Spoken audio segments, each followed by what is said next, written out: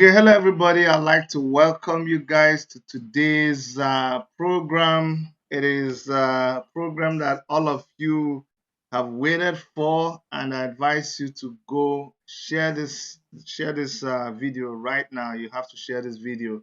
I know a lot of you have consulted your dictionary just because of the title, but that's why it's important that you come and learn the thing behind the title. All right. I'm not going to waste your time. We have a very important person in our studio today via Zoom, and he is no other person. I mean, you know him. If you don't know him, I don't know. Go check your go check your medulla oblongata, especially if you know anything about if you know anything about Nigeria history, Nigeria politics, Nigeria anything. Is somebody that does not need introduction, but just for the sake of formality, because I'm sure you already know him, our special guest tonight is the convener of the Take It Back movement. He is the convener of, it's actually the former presidential candidate of the African Action Congress. He is the founder of Sahara Reporters news media company, and he's so many other things. Okay, he doesn't need introduction, but with special appreciation, I want to welcome Omoyele Shore in the house today. You're welcome, Mr. President. Thank you, Dr. Chidi, for bringing me on again. I know you don't sleep. I know your schedule is crazy, but every time you honor us with your presence, we don't take it for granted. So really, I want to thank you for accepting to be on this program. Thank you. Okay. I know you're in a place where they are fighting everything to take away internet. So it's a miracle that your internet is still working. How is the internet over there? Well, we've experienced a lot of slowdowns recently, which I think is deliberate. We have several dongles of internet companies. You have Airtel, you have MTN. You have to have all of them to be sure that you be connected at all times. But honestly, I've seen a lot of slowdown since we've started the Twitter ban. It's either because a lot of people who are logged onto these platforms, and or maybe because they're messing with the system, because the minister in charge of the agency that controls internet is a terrorist sympathizer and one of the core members of the cabal. We're talking about Issa Pantam. Okay. Okay, so we can understand if there are glitches, just to let our viewers know ahead of time. That's why I say that. Now, we are here to talk about, and now when people see June 12th protest colloquy, they're like, which one is colloquy? Which one is it colloquy? Which one is this? And everybody's Colloquy, yeah. on the I internet. don't think we should worry about this. Look, it would have been my preference if you didn't use any backbreaking, English words to describe it. But just tell people, don't worry. We're talking about June 12th and everything about June 12th. Yeah, I did that for a reason. I wanted to attract the attention of certain persons who always get excited when we go live. So, and I'm sure they are here. Like Omoyele Shore was trying to say, forget about the big word. It just means a meeting, a very serious meeting, and we're here to talk about June 12th protest. It's no secret thing. It's just a serious meeting. So I'm going to go straight to ask, what is the origin of June 12th? Because so many people have so many stories and their conceptions about June 12th. They say it's Abiola Day. How did we come about June 12th? So in 1993, after several postponements, then military general and president of Nigeria self-styled president of Nigeria, Ibrahim Babangida, decided to hold an election to transfer power from military to civilian authorities. And this election unexpectedly was peaceful, free, and fair. And but before you could say Jack Robinson, they started playing games, as they do now. With the outcome of the election, judges were saying it should not. First, some judges gave a ruling that gave an order that the election should not be held. They discountenanced that, and then one day, the election held, and another judge comes and says you can't count it. It's not fair. And then I think by June 27th, Babangida gave a notice to the country that the election had been cancelled due to regular. He gave all kinds of crazy excuses. And we just said, no, we're not going to accept that. And we went to fight. It changed a lot of people's lives. It changed the course of history. It was a watershed in the life of Nigeria. And Abiola also, unexpectedly, being a member of the ruling class, stood up to the military and rejected their moments. So we fought until he got arrested, jailed by another person, which was Abacha. And he died in detention in 1998. He died in detention in 1998. So that's the origin of June 12th. It was an election held, results not never announced to today. And he kept fighting. Even after he died, and even after democratic rule came, some almost 5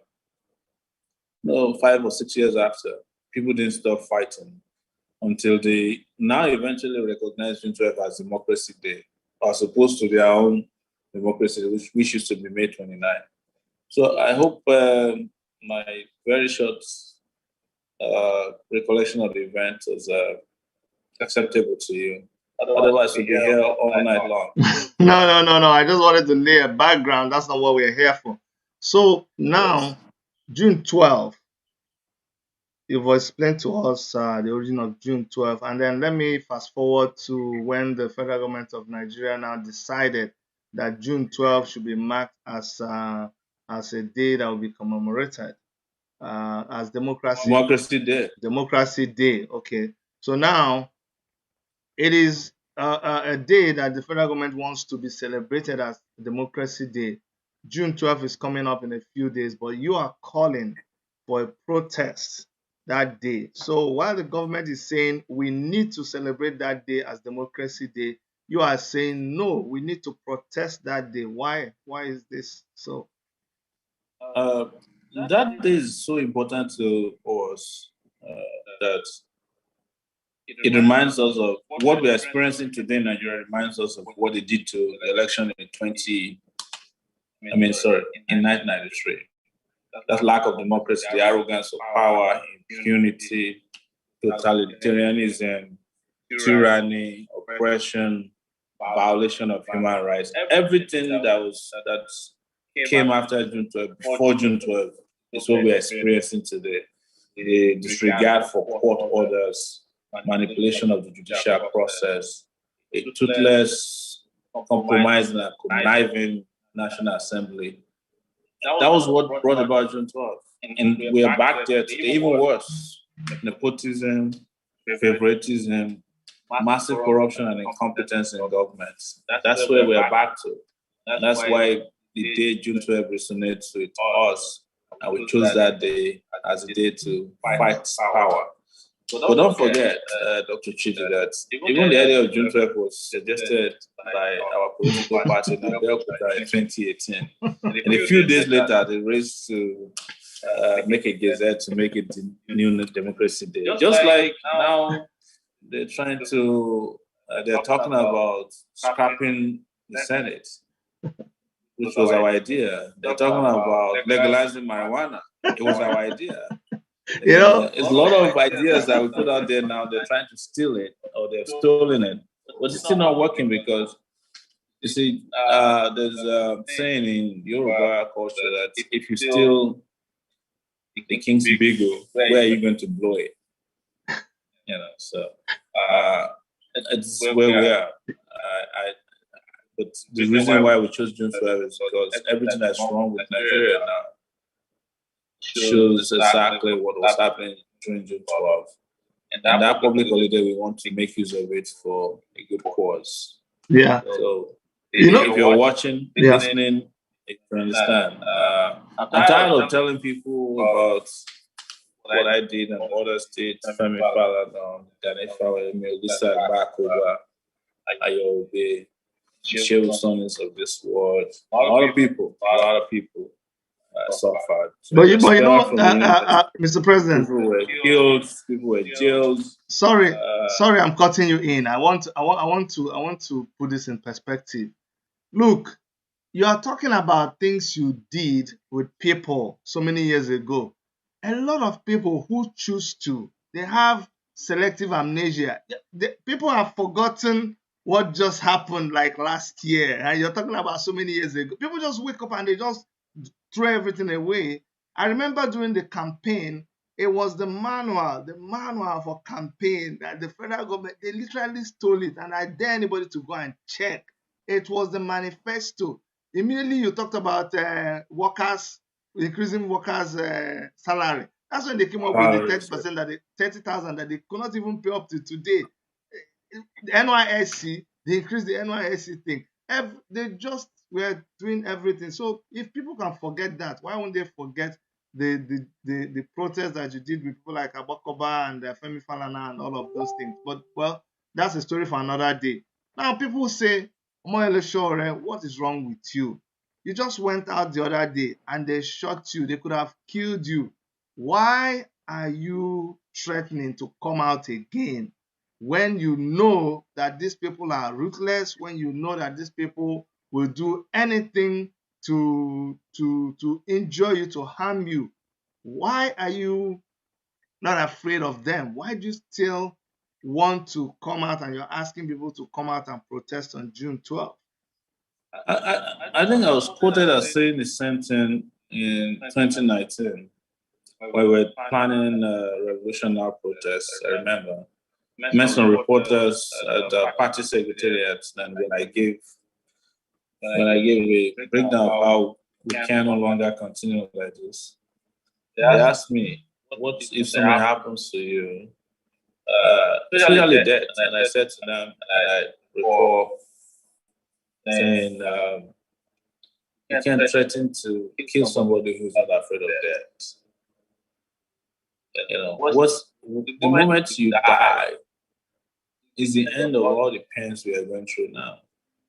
Yes, people are going to miss you. People are going to cry. People are going to say, Showore was a nice guy. He was a bad guy. It was this. Well, you'll be gone. But, while I'm still conscious and alive, I want to use my life for something useful. Not because people praise me or they're not happy with me, they're happy with me. I want to do something that I have control over, which is how to use my life. And it might as well be that this is the end of it. But guess what? What is the life expectancy of an average Nigerian? 47 years old. I mean, you expect to live for 7 years if you're a Nigerian based in Nigeria. I'm 50.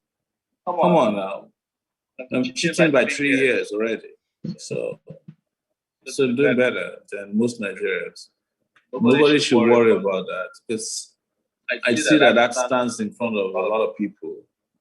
But you think about it, if you are in an Eboyi village and you went to bed after dinner, and you wake up and your stomach is split open, your child's head is cut off and the head placed beside a pregnant woman is split open and the child taken out, both of them are killed. Did they really go to bed thinking they'll die? Did they oppose the government? Are they planning a protest? No. But that thing that they thought they had run away from, we come to meet them. If you are in Iganga yesterday or day before yesterday in your state, you went to bed and you have never offended anybody before, never insulted government. You don't even have a Facebook page. You don't have a Twitter account. So You haven't done anything. And some headsmen walk into your house, they don't even knock your door, they set your house ablaze. You're trying to run out, they're there with machete to cut off your head. They do so, and you try to resist, they cut off your hands. Do you have any power over that when things are really, really bad? And that's where we are in this country. So I should say to you on your show, it's what you go through, it's what I go through. Our families, our relatives, our friends, our colleagues worry about our safety a lot. They do. And they're not doing anything wrong by feeling bad about the dangers that surrounds us. But I don't think it's a reason for us not to do anything, because the way we are going, even if you're on the run now, this thing will catch up with you.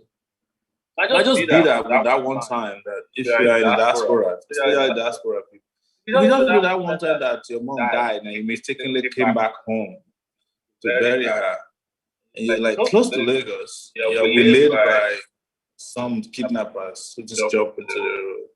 They kill you. In fact, there was a guy who came from the US, had a big party, was spraying money. It was in the US or Canada. He was waylaid by kidnappers. From what we learned, he wasn't even killed by the kidnappers. Just that shock of being kidnapped. That was how he died. He had a heart attack, massive heart attack, and he died. I could also tell you that over time, if we let the Buhari regime get away with the genocidal conduct and impunity, it's a matter of time before they start going from country to country to kill people. Russia does that. The moment you allow a rogue nation to thrive, it doesn't matter where you are, they can come to you. Okay. This half brother of the leader of North Korea was not in North Korea. He was in Malaysia, I think, and they went to him and killed him at the airport. So I'm reminding you, keep letting the Buhari regime go haywire, and you're hiding in Canada, thinking you're a big deal, you're a big shot, you're a big kahuna. And one day, you're such a big problem, on the neck of the regime, and they pay somebody to go kill you, or they get a poisoned umbrella and they touch you with it while you're working in Canada, or they have a handshake with you. Because that's what they're doing with what the Twitter ban they're trying. When they discover that people have VPNs that can bypass local IPs, they went to China. Say, look, China, you got to help us. So next time when they want to destroy your life, they go to Iran, they go to Russia. What the Buhari regime is telling you is that they want to become a rogue state. And when you have a rogue state, there's nowhere they cannot operate. There's nowhere they can get to you. It's telling you, those of you who are always saying, get out of Nigeria, sure. If you can run away, If you don't stop them now, on June 12th, they can get to you wherever they can when they become a full-blown rogue state. And that's where Buhari is taking Nigeria to. Buhari, Malami, your Shibajo, fake pastor,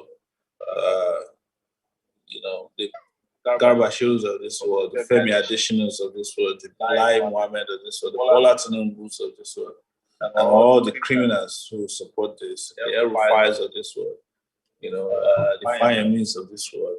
They're all in on this to shut down the civil space, and develop Nigeria into a rogue state. Rogue state. Go and look at the definition of what a rogue state is. A rogue state operates without boundaries. So very soon, when you have your plan B, you settle down and then you're doing tweeting and talking what you like against the government, wherever you're settled. And you become a big problem. A rogue state will send somebody to go and go after you and kill you. Just like the king of Saudi Arabia did to the journalist who was in Turkey. They killed them inside the embassy. It's not what happened before.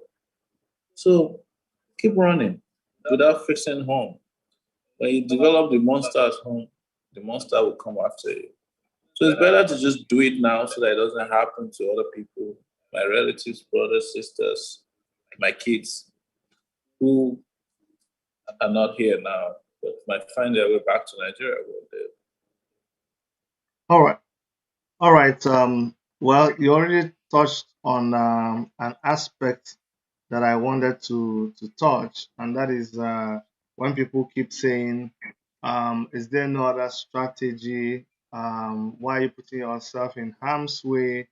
And you talked about it now, so I don't want to go to that place. Let me ask, let me go to arrangements for the June 12th, because I mean it's already a date that has been fixed. It is happening for sure.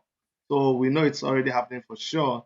So what are the arrangements and which locations are these things going to happen? The reason I'm asking is I've heard so many locations. I know for sure it's happening in Canada, but I need to hear it from you. I mean, what are the plans and how wide this spread? So by the time I was preparing for this show, I had gone on a Twitter space. You weren't there. And somebody had reached out to me and said, well, the Toronto want to have, but we're not happy. We want to have in Winnipeg, we want to have in Calgary, and we definitely want to have in Ottawa. So you have a lot of work on your hands. People want to have this anywhere in Canada, 4 cities. I have a suspicion that an additional city might come up. That's Montreal, because there are a lot of Nigerians there. When we were doing campaign, we went to Montreal. So keep your ears to the ground. That's your own problem now. We're going to be in London. South Africa has signed up. Manchester. We've had the request from Glasgow. We have requests from Ivory Coast, even today, Ghana. At home, here in Nigeria, we have over 31 cities that have signed up. So the time we did a Twitter meeting and we finished today, Abia is vexing. They said, how can you do protests and Abia is not involved? Owerri has indicated interest, but we haven't finalized yet. We have Enugu. You were there when people were vexing over Enugu that they want to be part of, they want to set up something in Enugu. Port Harcourt is signed up. Uyo is being worked upon. Calabar is on. Abuja, Lagos, of course, those are the biggest corporates.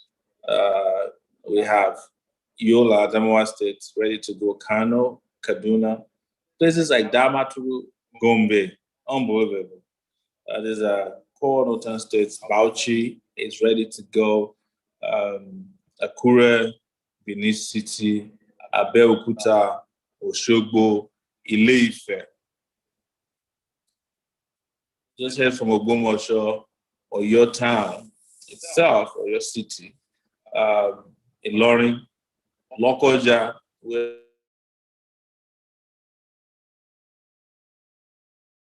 Okay, I think we lost Omoyele Shore again.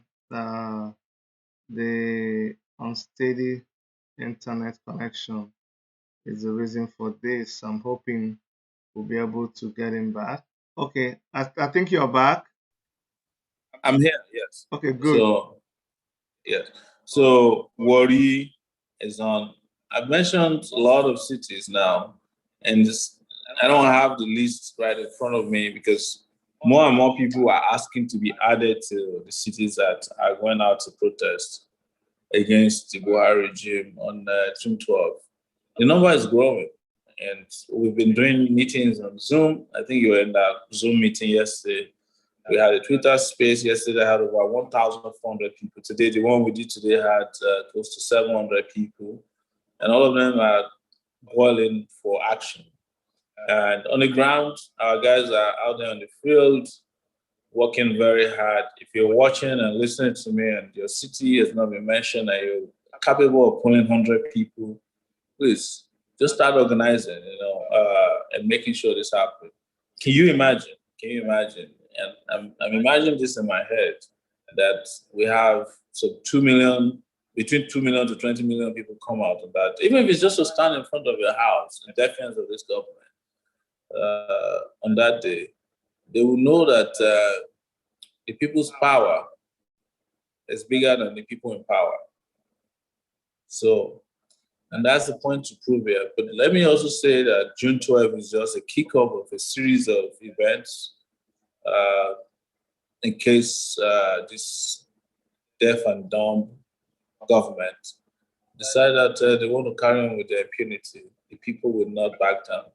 In fact, as I always blame Nigerians, I think it's because we have such short attention span that these guys get away with the kind of impunity they get away with regarding us. Had it been that we're like other countries where people stay on the street for 100 days at a time, look at Hong Kong, Sudan. Sudan is, organizing for 4 years before they overthrew Al-Shabaab. Mali, all these countries, small countries all around us, they are showing us that they can do things better. The Arab Spring, people stayed on the street. But here, somehow we expect to get results after one day of protests. We want everything to fall in place. I think that mindset needs to change so that we can be a little bit more resilient. But I think that also if we have the right number or numbers, we will tip the scale in our favor in one day. Okay. We have the right numbers. If I can put 2 million people, if we can get 2 million people to agree to come out fearlessly and fight power, by 12 noon, we could be talking about a different Nigeria. All right. Two questions I'm gonna ask. I'm gonna ask about how of course, some preview to a lot of organization that is going on, but I know a lot of this requires finance, and we're going to talk about this very soon about how the whole thing is being mobilized and financed and all of that. But then I want to ask a question. A lot of people have confronted me and they've said, Chidi, look, this you people's protest. So who is this protest about? I remember during NSAS, a lot of people did not agree. They thought it was just for a particular group of people. But at the end of the day, it got everybody involved. Now you're talking about June 12th, and some people are saying, why are you talking about June 12th when there are issues in the southeast, when there's issues in the middle belt, when there's Oduduwa Republic? Why are you segregating? Why are you just talking? So is this June 12th for who in particular? The protest. Well, the protest is against a regime of killers, murderers, corrupt, cruel, tyrannical, and incompetent people. And what I told you years ago, and told many people years ago, is coming to pass. Remember when we met Master Nnamdi Kanu in New York? I went to invite her in 2019 for us to do a revolution together, join hands together. I remember telling him that to achieve Biafra, there will be bloodshed. It is happening now. It started happening even before then, but the Buhari regime has killed over 500, Southeasterners in the last 2 weeks, young people. And they do so with relish. They praise the police officers who killed them. They have subjected Igbos, including school children, to the most horrific indignities you can imagine. If you're an Imo, you go to school like this with your hands up. It's the same way the apartheid regime treated Black South Africans for years, probably the same way, the racist regime in America and Europe treated Blacks or oppressed people. So has it not come to pass now that people are dying, people are getting killed on a daily basis? And I guarantee you a lot of innocent people are getting killed. There were some women who were killed in the market, I think in Imo, by the army. They just start shooting indiscriminately at people. If you're young coming from a club these days, you're likely to meet your death in any of the southeastern states. Why? Because they take it as an offense to ask for self-determination. So the bloodshed we are running away from is happening. But I thought, and I may be wrong, if we had all joined hands together, driven this bloodthirsty regime out of power in 2019, we won't be where we are today. There will be some measure of modicum of respect for Southeasterners and Southwesterners. Very soon, as you would see, we're seeing security reports that are leaked out already of state of emergency. And their main targets are those of us who are asking for revolution and those who are asking for self-determination. They shot at me last Monday. It wasn't by accident. They wanted to really kill me if it was possible. Uh, and I'm still like lightly disabled as a result of that. So you think these guys are joking? Well, good luck for you. Good luck to you. You're not getting Biafra without bloodshed, and it has started already. You're not getting Oduduwa without bloodshed. The place where the struggle for Oduduwa independence started with Sunday Igboho. That was in Gangan. That was the place Sunday Igboho went to drive out the Fulanis. They came there yesterday, right? Or day before yesterday. Slaughtered over 50 people. Because you might think, well, it wasn't done by the army. But how are you sure that the people that came are not soldiers not in uniform from a particular group of persons? So the earlier we recognize that we are all oppressed people, we are all persons deprived of our dignity, rights, and freedoms, we're going to be fighting in bits and pieces, and then the pieces us. That's the way I like to put it. So that is an accurate way to say it to people. But assuming we can get Sunday Igboho, Kano, IPOD, Sunday Igboho, Yoruba Determination Group, whichever group they are, all on Saturday to come out, there'll be a lot of people to contend with. And like I said, after that, if you don't get Buhari out of the way, it doesn't matter. Even if you are getting married, that marriage might have to stay, or might be delayed. This guy is after everybody. He's after Twitter, he's after Facebook, he's after your life, he's after your well-being. If you don't get killed by soldiers, you're likely to die in a road accident, you're likely to die in a hospital. See, when I was shot at by the police, the first hospital we went to did not touch my injuries. They were just giving me injections. Before I looked around, they were giving me 3 injections without looking at what was wrong with me. I had to call a private doctor of mine and said, this is where I'm at, and I'm worried that these guys are just blind treating me. He said, what did they do to you? I said, 2 injections already on my lap and 1 on my arm. I said, please get out of the place. I'm looking at it, it's like... So there was a GoFundMe that we set up to try to assist with any kind of arrangement that is going on, and I want to share that take it back. I say take it back. I want to share that GoFundMe page so people can use that to contribute to the organizing of this campaign. This is just our own way of supporting whatever efforts are going on down there. But what do you have to say? I want to know about the financing and how the organization is going on. Well, this is a self-financed activity. What I mean is that we contribute money amongst ourselves and put it to use.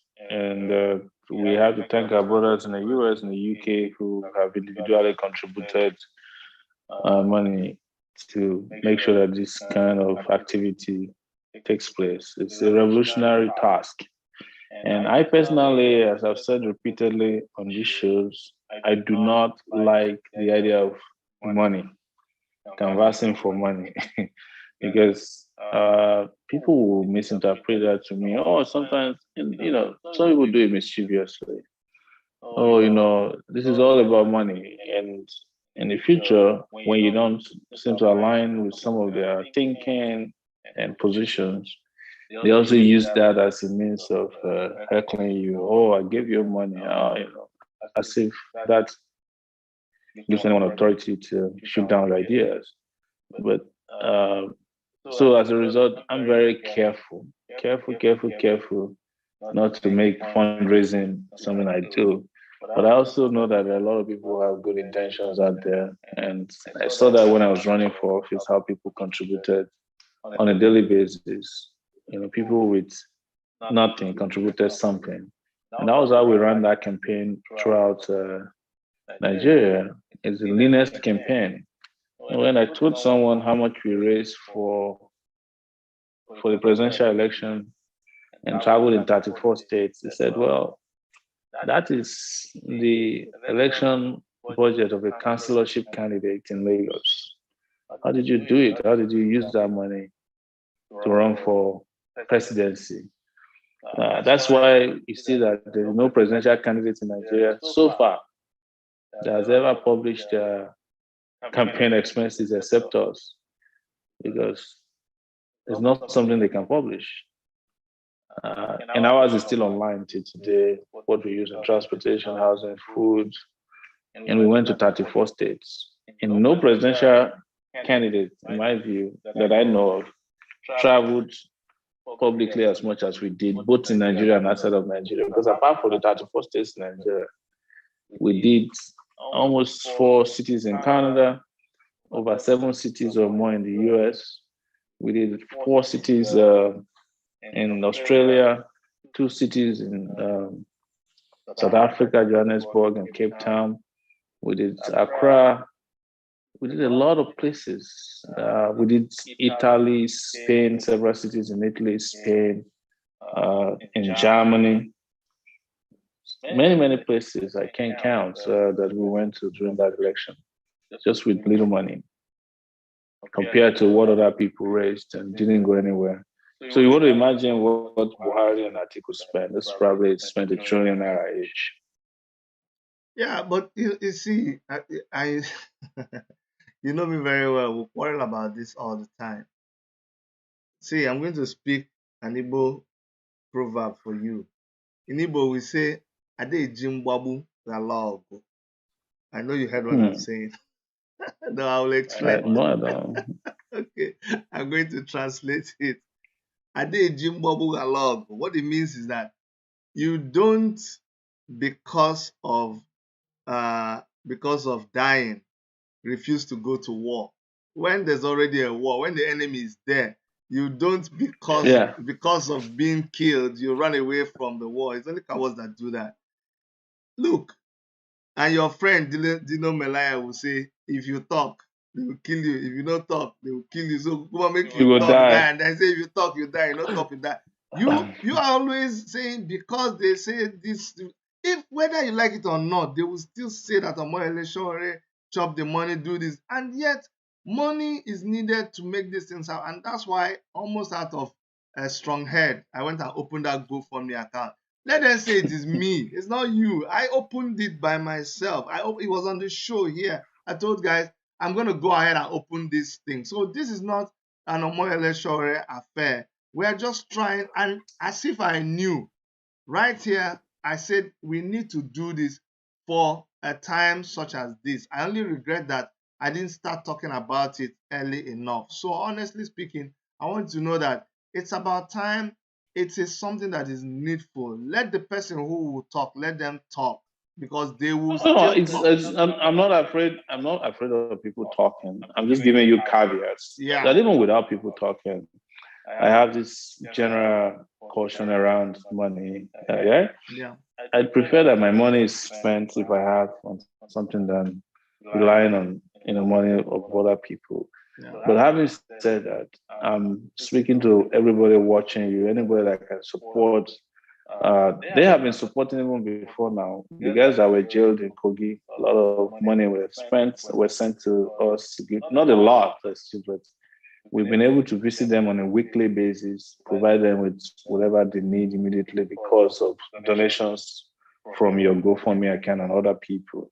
So if by any chance any one of you want to contribute to this, we need posters still, we need placards, we need t-shirts, Buhari must go t-shirts, we need drones where we can find them or hire them to cover protesters.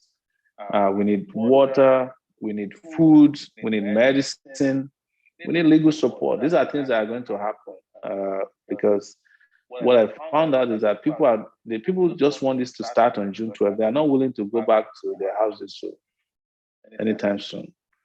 Because we had the meeting today on Spaces. I mean, on Space. I mean, Twitter Space, as they call it. Yesterday was 1,400 people. Today wasn't a lot because we didn't announce on time, but he still had over 700 people, almost 700 people were in that space conversation.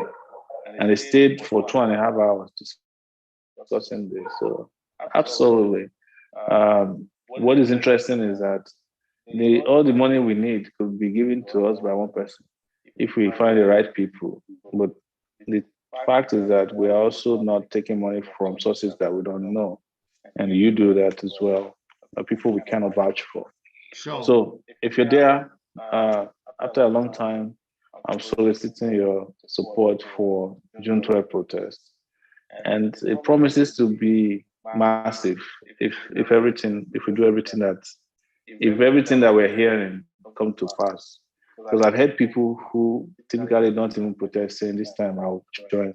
Old people, men, women, a lot of young people, of course. So we see. Let's keep pushing, and we will appreciate your support. One thing I can guarantee is that Dr. Chidi will also transparently explain whatever is taken to you, and I will make sure that you hear from us in terms of that.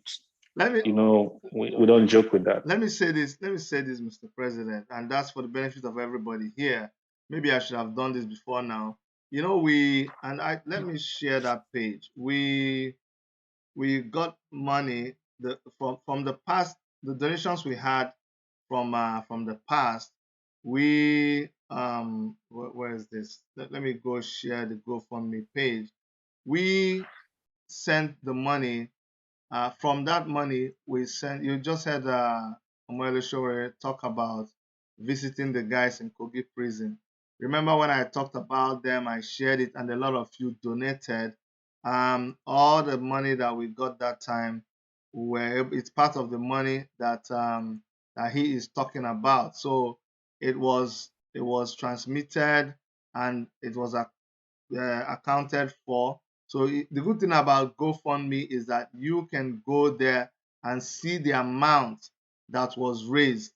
So you can always ask, Komu, see the amount that they raised. Did you get this money? This one is not the one that you even have to go to a bank. So let me see. If you're looking at it, we had 1,105 was the total cash raised. Okay, we now and this cash was raised. You can see all the people that raised the cash here. So we had sent thank you to some people, we have not, but Israel Etagwebu, Stella Leki Wako, R4 Williams, Thomas Lanian, Becky Joseph, Florence Akinyele, Toyin Richardson, Adeola Makinde, Enahoro, Emmanuel Kola A, and there's more people that donated. What am I trying to say? All this money, Eric Hawayan, yes, that's good. So all of this, I was surprised when I was calling it, and I didn't even realize Eric had donated. You didn't realize that your money had been spent I somewhere. didn't realize my money was. I was reading and I saw Eric Hawayan. I was like, well, okay. So that was good. But I liked, at least it shows that you can also you do what you do what you preach. Yes. Yeah. So please, if you donate right now, it will reflect and we'll see you.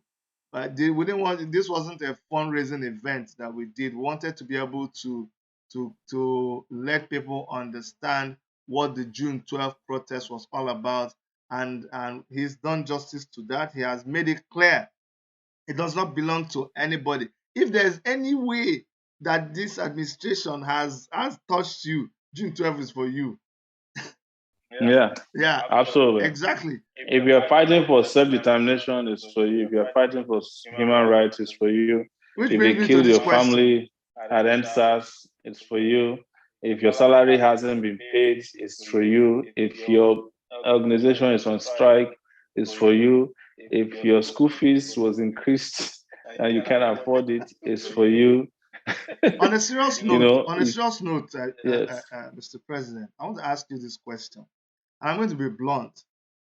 Some people say you don't like Nnamdi Kanu, and you don't like the Igboho, and you don't like the Biafra struggle, and you don't like the Oduduwa struggle, can you please, in very simple, straightforward, not even bending, tell us how do you not like them, or do you like them, or do you have a, what is it? What is really the point?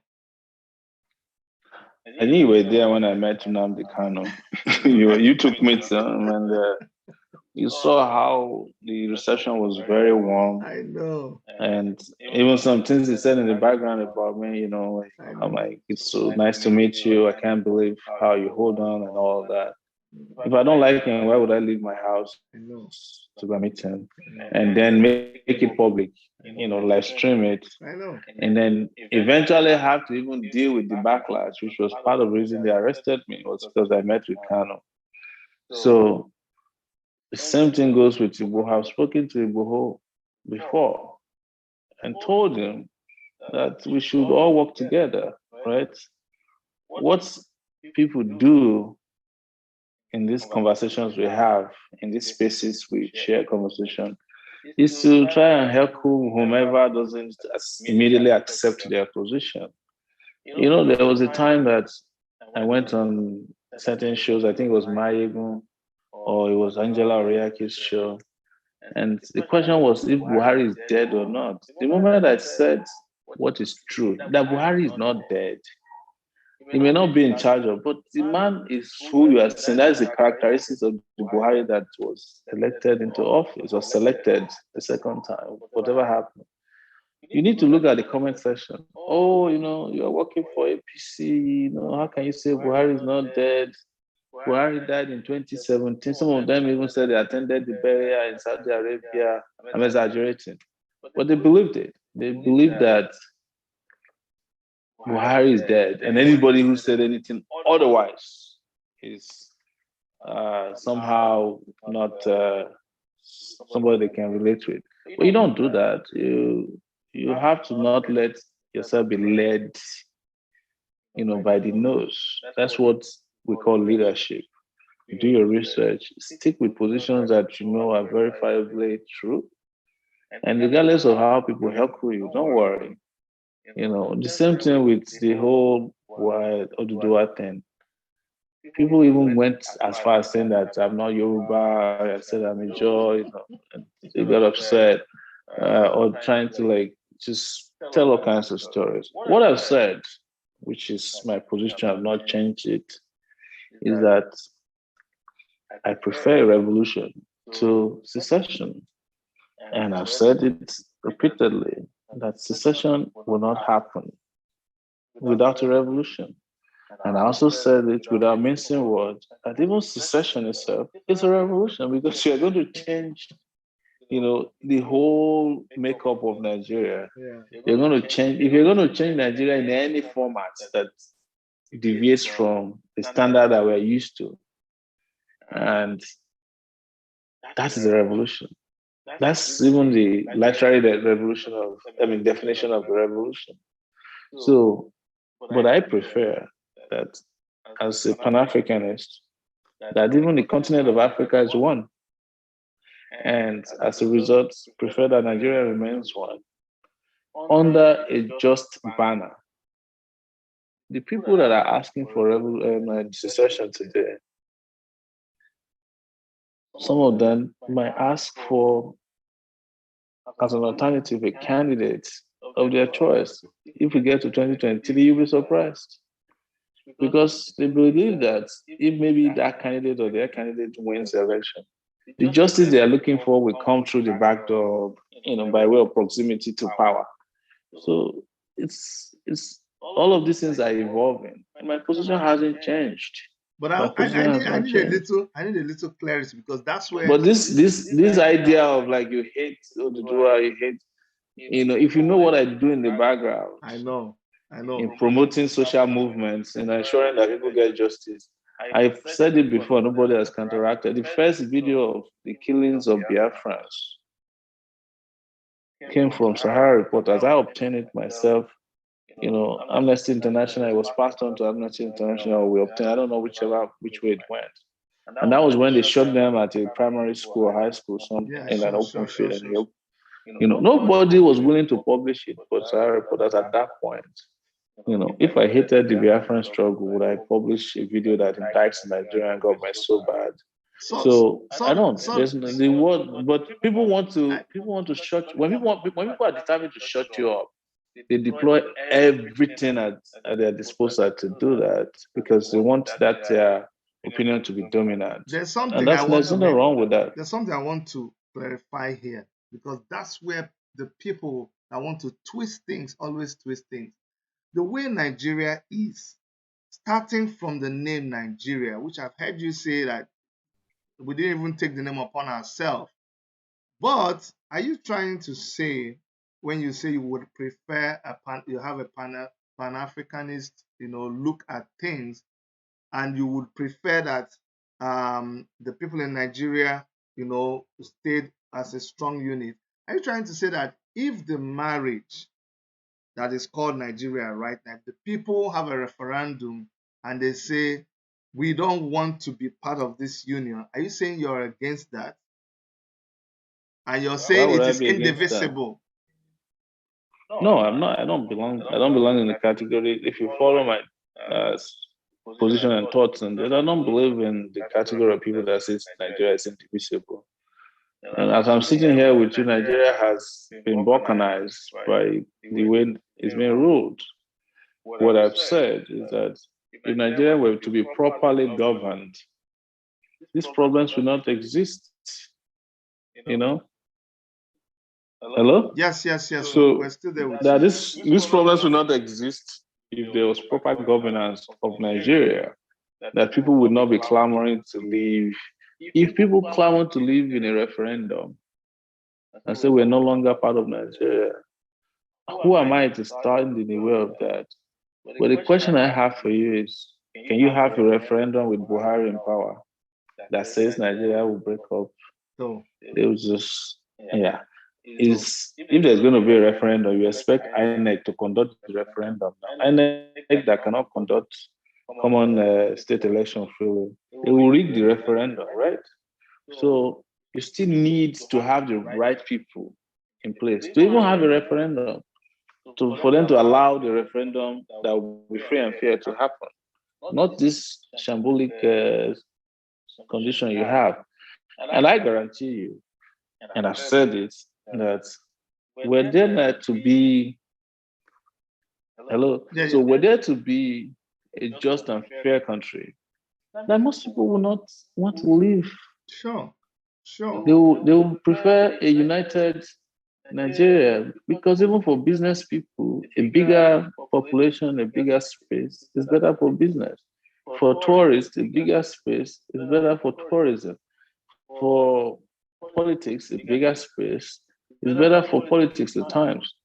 One other thing I'll say is that the fact that you break up does not solve your problem, because when you break Nigeria up, each of the federating units will still inherit the thieves that are coming from former Nigeria, and it's still going to inherit the killers, the assassins, the kidnappers, the bandits. Everyone will go to all of them.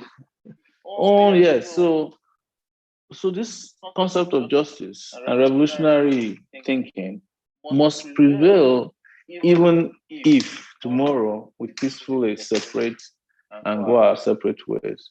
But I cannot tell you that you have no right to. I can't say that. I believe in self-determination, but I have a right to express my preference of space, and that's what I've done. Exactly. Yes. Exactly. As we speak now. Yes. Go ahead. Oh, sorry. You were saying something. Go ahead. Okay. No, go ahead. So yeah. What you see, the icing of the cake, and you must understand. Let me humbly include myself here. That would belong to a very endangered species. If you can say something and stand on it, and I know the kind of backlash I have faced. I know there was actually a gang up against me, and people said, "Stop listening to Chidi station. He's a saboteur. He's this." But this is what we have to go through because of how we want to help to guide the narrative. And I want to say something quickly too, right? And this is important for people who are agitating for these new republics. If another nation becomes a nation where plurality of opinion is not acceptable, where you cannot be opposed to some people, that new state is going to be more dangerous than the Nigeria we are in today. Exactly. Some people, even by way of opinion, are already behaving like Buhari, and we are not even in Yoruba or the Dua nation yet. You can't question their reasoning, you can't question their logic. There's already threats against people who have differences of opinion. That's scary to think that we are moving from this Babylon into another Babylon of big men, powerful men, people who are dictators or dictatorial in their approach to life, people who say to you, if we get to Dudu, I will kill all of you first because you disagree with us. Is that not where we are coming from? Is that not what they do in Nigeria of today? That we said is wrong. Yeah. So that we should also be careful about this kind of rhetoric that is going to bet these new nations. I would never subscribe to any nation for that matter in which there will be no free speech, no freedom of movement, no freedom of thought, of religion. Not me. Okay. So the good thing, it's looking like that is becoming even prevalent in the conversation. And I said it before, one of the things I said about Biafra campaigners as far back as 2017 or 2016 in London, the interview is available. It's the kind of rhetoric that denounces other tribes. Oh, if you're Yoruba, you're a coward. If you're Hausa, your teeth is yellow, And I said it to in that interview that how are you sure that the other tribes are also not looking for your help? There are oppressed people in Yoruba, Hausa, Igbo. What about the Shiites? Are they Igbos? Didn't Buhari kill them? 1,000 of them overnight. They're also seeking justice. They want to live in a free society where they can practice their religion without molestation and assassination. So anybody that wants to create a new nation of oppressive characters should also be ready to face those who hate oppression in those new nations. The interesting thing about all this, and that is what whoever cares to know should know. Mazi Nnamdi Kanu, we monitor his speeches all the time. And as an Igbo man, I'm very, very conversant with what is happening in my community. He has said it times without number. And when he said it, people who were against me, like he hit them in the heart. He hit them right in the heart. They couldn't handle it. Now Kanu says, the only way out of this is a revolution. And the way he said, I typed, I said, did you guys hear this? He said, you guys, he doesn't know what people are waiting for to have an uprising, that only a revolution. So it doesn't matter whether you call it a Biafra revolution, whether you call it a Oduduwa revolution. And then when you have Biafra and Oduduwa, the rest of the Nigeria, people are oppressing those places, even the ones who have not chosen a name for themselves. So everybody at the end of the day is at the beginning where we started, and that is a revolution. So that is the summary of the whole matter, and that is what summarizes all that. At the end of the day, at least we all agree that we need a revolution. That is the summary of the whole thing. Absolutely. That's the summary of the whole thing. Absolutely. So Absolutely. how about what are there arrangements for I know some people have said they want to volunteer for like legal aid and medical aid. If they want to volunteer, how do they get in touch? They can get in touch with you. They can get in touch with me on Twitter, on my Facebook. I do check those things, and I get help when I can with people helping to check those platforms. So yeah, they can get in touch with me. They can get in touch with you, and you know how to direct people to us. But my Twitter is Yele Showore. You can get in touch with me also on Instagram, and also on Facebook. Some of you have my number. I wish I could give out my number, but I'm overwhelmed with calls already, messages. But anybody that wants to help, please reach out to us. We have gotten to the point of no return, and we are happy at the responses we're getting so far. And beyond that, we want those of you in Canada, United Kingdom, USA to also show that you have strength. Because you don't have to deal with police brutality. You just need to get up, drive your cars to a nice place, protest, and go back home in one piece. We just got a So, donation. We just got a donation now. Sheung Akinlotan. Akinlotan. Akinlotan. Oh, that's my friend. Okay. Yes. Awesome. We donated $100 Canadian. Thank you so much, Sheung. Thank you so much. Thank you, Sheung. Yes. Thank you. That So will this, go a lot. yeah. So and we have a local account also in Nigeria, but we don't want to make it public because the government will go after the account. You can reach Dr. Chidi. Yes.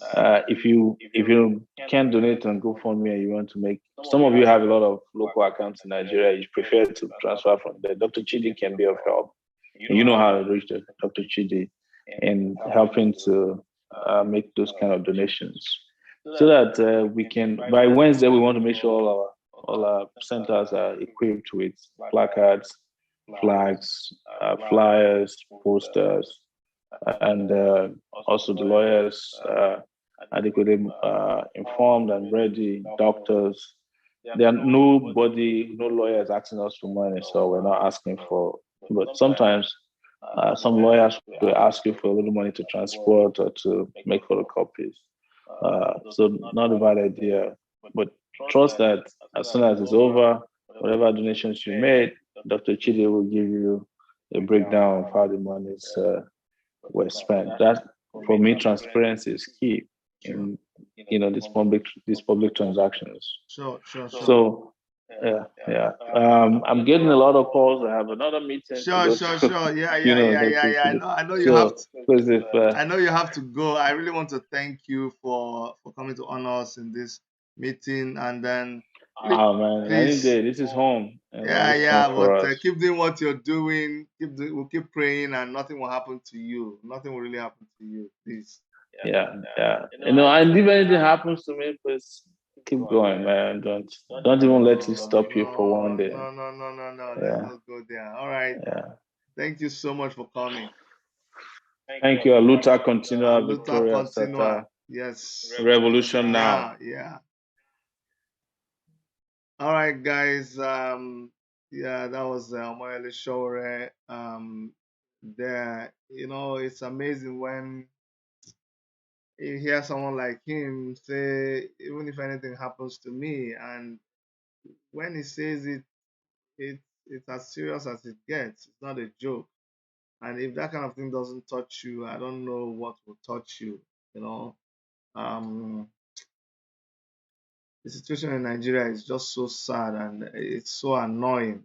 And nothing will happen to him. He's just been shot the other day, and he comes back and he still wants to protest. He knows that anything can happen, and he still goes ahead and he protests. Please make sure that you support this move. They have the GoFundMe there. If you want a Nigerian account to donate money to, I can give you that account if you want to do direct deposit in the US. If you contact me, I will just put my number here. I will be able to tell you how to donate money, because our friends are here. Our friends are here. You people can also call me, because I know you're watching everything. Our friends are here waiting to confiscate the number where we're raising money. So please contact me if you want to make direct deposit, but go to the GoFundMe page. I click the link up here in the comment box, so you can click and go and make a donation. All right, on behalf of all of us in the Worship Media TV studios in Toronto, on behalf of Dr. Erica and every member of our crew who does various things they do, I'd like to thank you for being with us. Alex O, I see your respect. Man, you're really firing on. I try to watch some of your videos and you're really doing great. I'm so proud of you, man. Keep doing what you're doing. Guys, go and subscribe to Alex O. I know some other person had asked me to promote his his channel. Unfortunately, every time I come here, I forget about it. Please forgive me. Send me another text with your YouTube link, and I would post it here. I'll post it here. But please, I need people to go and support anybody here who has a YouTube channel. Aero Princess channel. Thank you so much for all your support. Jenny B. Uh, all of you, I know you may not have your YouTube channel, but you always supporting. One man went to more. You sometimes I know they understand you, but still, big ups to you. All right, guys. See you guys very, very soon. Aluta continua, Victoria, etc.